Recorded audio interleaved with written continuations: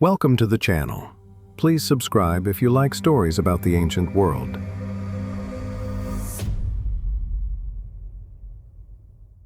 When we look at the mummies of the Chinchorro, we see the end result of a grand spiritual project. But we rarely ask, whose hands performed this sacred work? Whose knowledge guided the flint knife? Whose artistic vision shaped the eternal face of the dead? For too long, the narrative of prehistory has been male-dominated. But the evidence from the Atacama Desert whispers a different story. It suggests that the world's first masters of mummification may not have been masters at all. They may have been mistresses. Today, we are listening to that whisper. We are uncovering the lost story of the Chinchorro women, the likely architects of eternity. To understand the role of women, we must return to the most poignant and heartbreaking evidence: the mummified children and fetuses. As we've discussed, the Chinchorro mummified everyone, but the most elaborate and technically perfect mummies are often those of the very young. This is our first and most powerful clue: the hypothesis of maternal innovation. Many leading archaeologists now propose a radical theory. The complex practice of artificial mummification was likely invented and perfected by women, specifically by mothers. Confronted with the unbearable loss of a child in a harsh environment, the natural maternal instinct to protect and care would not simply cease with death. A mother would be the one most motivated to halt the process of decay, to preserve the physical form of her child, the intimacy of the act. The process itself requires an intimate knowledge of the human body, of anatomy, which women would possess through childbirth and daily care. The meticulous removal of skin, the careful cleaning of bones, the gentle stuffing and reshaping. These are not the actions of a distant, dispassionate priestly class. They are the actions of profound love and grief, performed with a caregiver's touch. It was likely within the domestic, female sphere that the first experiments in preservation began, a desperate, loving response to mortality that would evolve into a defining cultural tradition. As the practice evolved from a personal act of grief into a complex cultural ritual, it would have required specialized knowledge and skills. And all evidence points to women being the primary custodians of this sacred technology. The transfer of secret knowledge. The creation of a black or red mummy was a multi-stage, week-long process. This knowledge couldn't be spontaneous. It had to be taught, practiced, and passed down through generations. In almost all pre-industrial societies, knowledge related to the body, birth, and death was the domain of women. It is highly plausible that elder women, perhaps grandmothers or community shamans, taught these techniques to their daughters and granddaughters, creating an unbroken lineage of female embalmers. The archaeological evidence. While we can't label a stone tool as male or female, we can look at the context.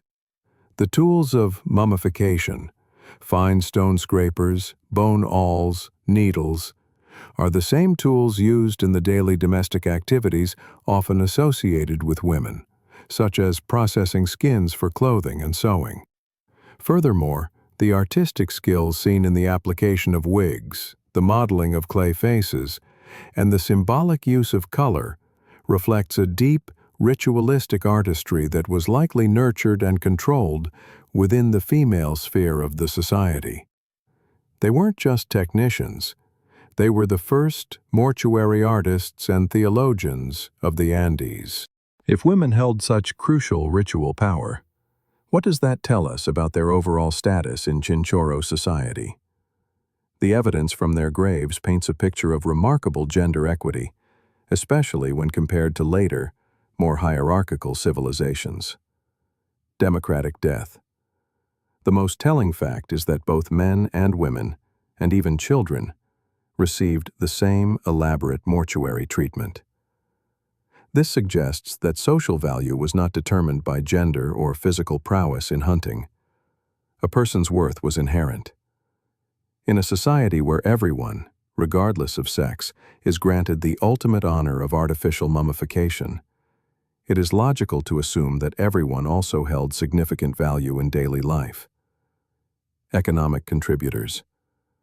Their economy was based on fishing and gathering, activities where women's contributions were paramount.